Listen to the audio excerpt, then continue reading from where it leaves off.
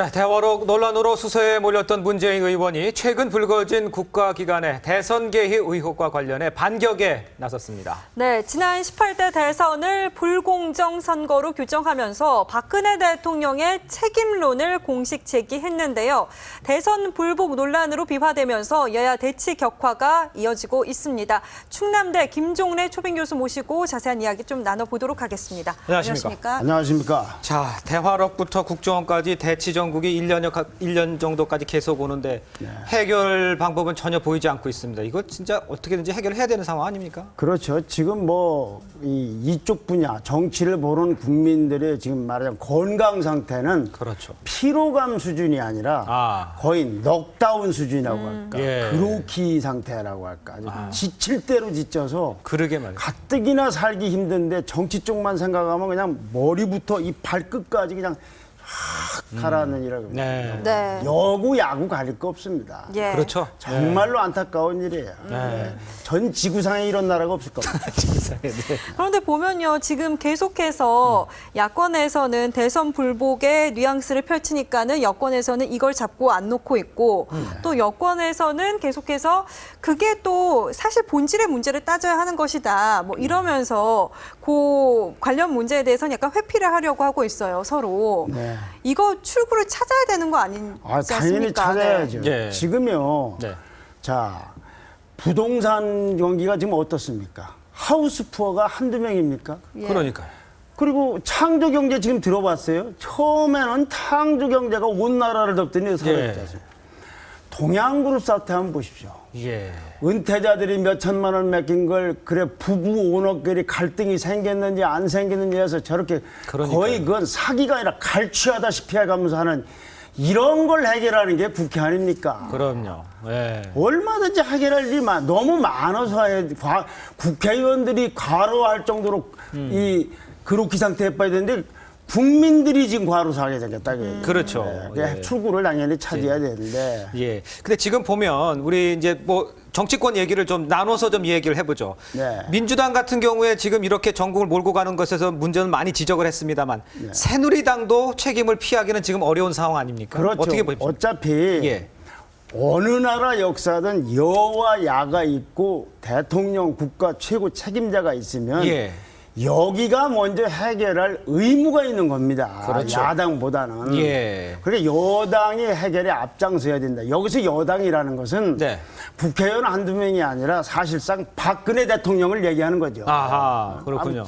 박근혜 대통령의 어떤 결단과 네. 명쾌한 의지에 따른 결단 이런 게 필요하다 그런 얘기죠. 예, 그렇군요. 제가 보기에는 몇 가지 결단을 하든지 결정을 하셔야 될 것 같아요. 침묵으로 일관할 수 있는 상황은 이미 아니다. 그건 아니다 이거지. 네, 뭐 지금 침묵으로 일관하는 것이 뭘 생각하기 위한 침묵이지 그냥 안 들려서 하는 건 아니겠지만 네. 이 계속 이런 상태로 갈 수는 없다. 그럼 첫째는 네. 이번에 그 국정원이나 국군 사이버 사령부의 댓글이든 트위터 문제가 그것이 대통령 선거에 영향을 줬느냐 안 줬느냐 얘기는 관계없이 아하. 어쨌거나 국가기관이 안 해야 될 짓을 한 건 맞는 거 아닙니까? 그렇죠. 예. 네. 그렇죠. 그러니 그것이 조직적으로 이루어졌는지 개인으로 이루어졌는지 가릴 것 없이 예. 완전히 낱낱이 수사를 하고 조사를 해서 책임자를 강하게 처벌을 하고 예. 그거 해야죠. 그럼요. 그러다 보면은 검찰에서 뭐 보고를 했느니 안 했느니 직무 배제니 그럴 게 아니라 검찰이 총력을 모아서 도대체 진상이 뭐냐. 이거하고 대선하고 관련이 없다는 건 내가 이따 말씀을 드리겠습니다. 선거 결과하고는 아무 관련이 없는 거니까 그건 명쾌하게 해서 지난번 대선에서 무슨 일이 벌어졌나. 동시에 이 두 기관 말고도 이와 같은 일을 해서는 안 될 기관이 한 거를 해서 우선 책임자들을 문책 처벌을 하고 지휘 책임 물을 사람은 지휘 처벌을 하고 법적으로 사법적 처벌할 사람은 처벌을 하고 그다음에 앞으로 이런 정치 개입을 하지 말아야 될 국방부라든지 아니면은 국정원은 정치 개입을 영원히 못하도록 제도를 강화하고 처벌 규정을 강화해야 됩니다. 재발 방지를 확실하게 해야 된다. 그래서 이 나라에서 다시는 저런 걸로 시비가 없도록 일종의 발본색원 차원에서 해야 된다. 예. 그것은 사실은 또 정치 개혁의 일환이기도 해요. 그렇죠. 정치 네, 개혁의. 네, 그렇죠. 네. 그 다음에 또 있어요. 아, 그러면 자 이제 국정원의 본래 기능이 순수하게 하고 있는 기능인데 여기다 예를 들면 탈선을 했거나 불법을 했거나 위법을 했다고 한다면 예. 이 환부만 도려내면 되는 것이지 아니 그렇다고 이 원래 설립 목적을 없애도록 해체 수준할 수는 없는 거니까 어허. 국가 안보라든가 국방 의무를 지키는 데 대한 이들이 활동은 확실하게 더 보장을 해서 국가의 안위를 지키는 장치를 해놔야 된다 그런 얘기죠. 예. 그렇군요. 그렇다. 그러니까는 교수님 말씀은 박근혜 대통령도 어느 정도의 사과는 하고 지나가야 된다 이 말씀을 해주시는 것 같은데요. 제가 말씀드리는 건 사과냐라는 것보다는 현 사태가 지금까지 끌어오는 것에 여기까지 온 것에 대해서 네.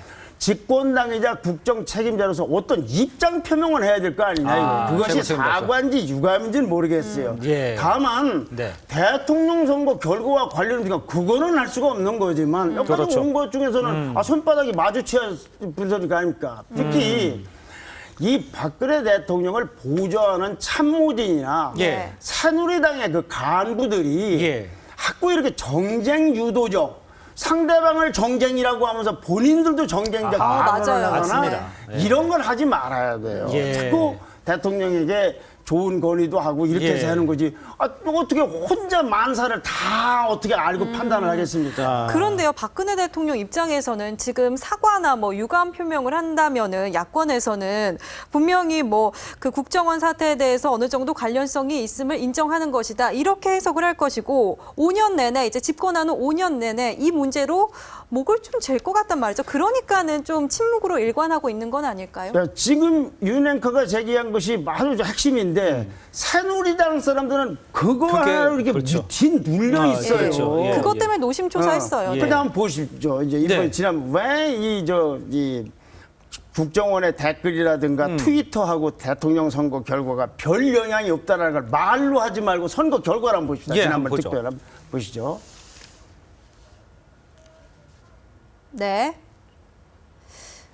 자, 이게 네. 18대 대통령 선거의 시도별 득표 현황입니다. 예. 여기서 빨간 쪽은 박근혜 후보가 이긴 지역이고 예. 노란 쪽은 문재인 후보가 이긴 지역이에요. 예. 참 희한하죠?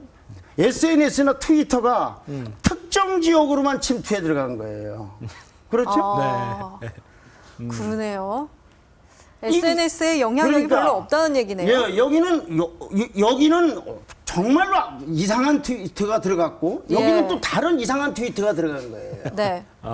행정구역대로 SNS가 움직이는 거예요. SNS가. 예. 그럼 행정구역대로 움직이면 북한의 사이버 공격도 할 필요가 없게 행정구역대로 움직이는데. 네. 그럼 이게 지역이니까 그렇다고 하면 예. 모든 전국 사람이 모여 살고 있는 서울을 한번 보시죠. 예. 한번 보죠. 네. 서울은 또 뭐가 어떻게 네, 서울 다릅니까? 한번 보여주세요. 예. 자, 여기는 빨간 아이고. 지역이 박근혜, 네. 노란 지역이 문재인 후보가 이게. 야, 트위터가 정말 대단한 행정구역적 자기 변신력을 갖고 있는 거예요. 기존에 우리가 알고 있던 그 지형에 별로 영향이 없다는 얘기죠. 네. 아니, 이 결과를 보고도 정말 이런 트위터라면 네. 그건 거의 스텔스 기능을 갖고 있는 트위터예요. 예. 그런데 네. 더 하나 덧붙이고 싶은 건 네. 민주당이 지난 4월 달에 네. 한상진 서울대 명예교수를 위원장으로 모셔서 대선 평가를 했어요. 그렇죠. 매전날을 분석한 예, 거겠죠. 예, 예. 대선 평가 보고서라는 게 나왔어요. 이거는 남이 감수하고 검찰이 압수수색을 한 것이 아니고 지금도 인터넷에 떠 있을 뿐만 아니라 책도 나와 있는 겁니다. 예. 그 대목 한번 보시죠. 예. 자, 대선 평가 보고서에 있는 한 구절입니다. 네. 민주당이 젊은 층 동원 전략과 맞물리면서 과도하게 SNS에 집중하는 현상과 언론과 여론주도통을 대상으로 하는 이른바 공중전에 치우침으로써 SNS나 언론에서 상대적으로 배제될 수밖에 없는 50대, 60대에게 민주당과 문재인 후보의 정치적 진정성을 각인시킬 수 있는 기회가 차단됐다고 그랬어요. 네. 그러면 이경을 뭐 어떻게 설명을 해야 됩니까? 그러니까. SNS 선거전을 가장 많이 했는데 영향력이 SNS에 선거 없었다. 영향을 안 받는 5, 60대 때문에 이렇게 됐다는 거 아닙니까? 예. 네. 그러면 국방부의 트위터라든가 댓글이라든가 등등 SNS는 5, 60대에 간 것이 아니고 젊은 층에 갔을 거 아닙니까? 그리고 야당이 더 많이 했잖아요. 자기 부정형, 지금 상태와는 전혀 안 맞는 평가 보고서를 내놓고 있는 거예요. 몇 달에 걸쳐서. 예. 그래서 평가를 해봤더니 네. 결론적으로 집중적으로 SNS를 활용했다 할지라도 결국은 5, 60대의 표심에는 영향을 미치지 않은 결과를 민주당 내에서 내놓은 거죠. 네. 그리고 민주당이 더 그쪽에다가 집중하는 현상과 과도하게 SNS에 집중했다 이거예요. 그게 문제였다. 그럼 누가 트위터를 많이 한 거야? 그래서 제 얘기는 국정원이 국방부 사이버 사령부라든가 이런가 댓글이나 트위터를 한 것 자체는 불법이라고 치더라도 네. 그 불법이 대통령 선거 결과에 영향을 미친 것은 아니기 아니다. 때문에 네. 문재인 의원식으로 수혜자가 박근혜 대통령이라는 건 이렇게 과학적인 분석이 나온다 그 얘기예요. 예. 그래서 야당은 예. 대통령 선거 불복성 발언 있지 않습니까? 예. 문재인 의원이든 누구든 이거를 하면은 정말로 어려워집니다. 자, 골수 여당과 골수 야당이 있는데 이 사람들은 어떻게도 한다 치면 예. 이 중간층에 있는 분들은 야, 이런 분들하고 다음에 대통령 선거 이분들 안 치릅니까? 그러니까 대통령 선거 그 불법 이런 기관들의 불법성 그것이 조직이냐 개인이냐 수사를 똑바로 해라까지는 모르겠으나 예. 이걸 대통령 선거 불복성으로 이어간다라는 거는 아무리 봐도 맞지 않고 않는다. 그리고 지금 대통령 선거 끝난 이제 저 1년째가 가까워요. 그러니까요. 예. 아무튼 우선 그 부분이 하나 해결돼야 되고 예. 야당은 예. 더 중요한 게 있죠. 뭔가요? 야당은 NLL과 관련된 것도 마찬가지 여기로 본다면 예. 대화록에서 뭐가 포기했느냐 안 했느냐 건 말하자면 작고하신 노무현 대통령에 관한 이야기입니다. 네. 그렇죠. 현재 이 시점에서의 야당은 예. 문재인 의원이든 김한길 의원이든 손학규 고문이든 간에 네. 우리는 지금부터 NLL은 반드시 수호한다는 당론을 입장 표명을 해야 돼요. 그렇죠. 과거에 했냐 안 했냐가 아니라 이걸 당론으로 뭐 했다고 할지 모르지만 예. 다시 한번 이번 기회에 한다. 그리고 과거 문제는 국정원 아까 얘기처럼 예. 그 부분처럼 그건 그것대로 규명을 하되 우리는 지킨다. 그렇죠. 또 마지막으로 국정원이라든가 사이버 사령부의 이런 예. 정치 개입 문제 예. 그거를 막는 거를 주안점 둬야지 예. 거의 해체 수준의 개혁안을 낸다는 거는 오히려 야당도 국가 안보를 위해서 여기 기능에 순기능은 더 도와줘야 된다. 왜 그러냐면은 야당도 또 집권을 합니다. 할 수 있죠. 할 기회도 그때는 있고. 그 사람들이 현실적으로 국가를 책임져야 돼요. 국토방위를. 예, 그렇죠. 근데 무슨 수단으로 할 겁니까? 해체 수준이 된 예. 국방 그렇게 상황이고. 대선 승복 이 두 가지에서 정치성 배제에 적극 협조하고 순수 기능에 대한 도와주고 예. 여당은 그렇게 하면은 첫밥도 못 찾을 게 없지 않습니까? 예. 그런데 아까 윤 앵커처럼 서로가 요렇게 하면 요렇게 할까? 요렇게 하면 네. 이래서 안 되는 거예요. 눈치 게임을 너무 하는 것 같아요. 그런데 지금 지금 좀 얘기를 쭉 듣다 보면 박근혜 대통령이나 청와대에서도 저 정도로 댓글에 영향을 안 받다는 자신감이 있는 상황에서 정책을 지금 이런 정쟁에서 벗어나기 위해서 좀 대승적 차원에서 상황을 정리하고 수사는 수사대로 가고 끌어안을 필요는 있지 않겠습니까? 그러니까 새누리당의 지도부나 청와대 일부 참모들이 제 생각에 속된 표현으로 하면 네. 마루 내놨더니 방 내놓으라고 할까 하는 어떤 공포 심리적인 불안감이 있는 게 불안감이 있다. 아닌가. 야당도 그렇게 되면 국민이 야당에 더 문제가 되겠죠. 반대로 네. 여기는 참모나 청와대 지도부가 새누리당 지도부가 이렇다면 네. 야당은 제발 따로따로 목소리 내지 말고 한 목소리를 좀 내줘야 돼요. 이거 김한길 대표가 이건 이렇게 해서 대변인이 아니다. 대선 승복 불복하는 거 아니라고 하면 툭 튀어나와서 문재인은 이렇게 얘기를 하니 예. 그러지 말고 통일된 얘기를 좀 해라. 통일된 얘기를. 의견 하나로 모아달라. 네. 예. 예. 그런데 참 문재인 의원을 보면요. 어제 뭐 대선은 불공정했고 박근혜 대통령이 수혜자다 이런 말을 했는데 그 말인즉슨 선거에 대한 좀 책임을 묻고 있는 말이잖아요. 근데 당초에 문재인 의원이 어땠는가를 살펴보면은 분명히 선거가 끝나고 얼마 안 돼서 박 대통령에게 뭐 국정과 관련해서 선거에 대한 책임을 물을 수 없다 이렇게 말을 했는데 문재인 의원이 지금 이제 뭐 국정원 댓글 사건이라든지 군 사이버 수사 사건이라든지 아니면 뭐 윤석열 팀장 얘기라든지 이런 얘기가 나오니까 입장을 좀 바꾸고 있어요.